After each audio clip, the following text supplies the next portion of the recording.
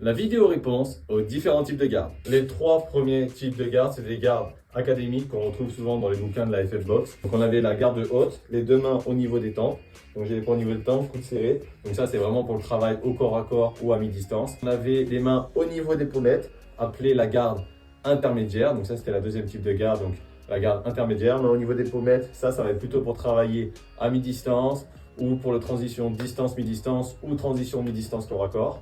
Ensuite, on avait la garde basse, donc je peux avoir les mains autant là, je peux complètement baisser.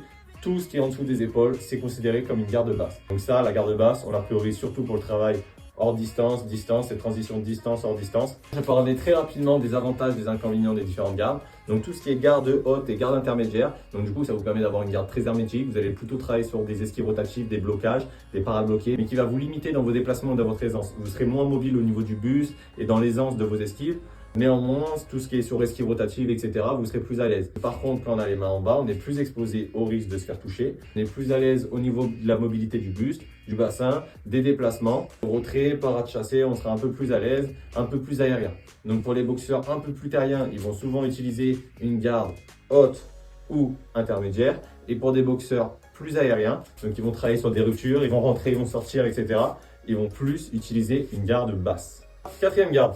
Ça, c'était la garde cubaine. La main placée à la tempe, le coude serré le long des côtes, le coude légèrement devant dans l'axe, le poing devant le visage, comme ceci. Et ils avancent par petits pas, ils reculent par petits pas et ils attaquent techniquement avec des sorties d'axe. Cinquième garde, la garde soviétique. Comparée à nos amis cubains qui sont beaucoup plus fléchis, là on va être plus aérien et plus dynamique sur des ruptures antéro-postérieures. À la place d'être juste devant comme les cubains, elle va être légèrement plus allongée. Et il va avoir une dynamique d'aller chercher toujours devant, derrière, avec le bras et avec les jambes. La garde Filichette. Je suis là, je place ma main à la joue, coude serré, un peu à la méthode cubaine pour bloquer et parer juste devant. Et le coude, il vient se plaquer contre le corps, surtout pour travailler sur la contre-attaque. Septième garde, la garde picabou. Comparé à la garde intermédiaire, on ne les met pas sur les pommettes, on les met au niveau du menton. En fait, c'est une garde très hermétique.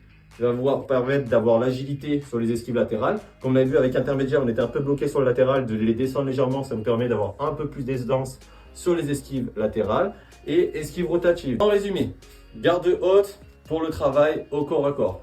Garde intermédiaire, mi-distance, corps à corps, transition. Garde basse, plutôt un travail aérien, déplacement, esquive, et la garde cubaine, surtout des contre-attaquants. Ensuite, on a la garde soviétique, on est plus sur l'offensive défensif. Garde Filichette, on est plus sur un profil contre-attaquant. La garde picabou, on est plus sur un style offensif agressif.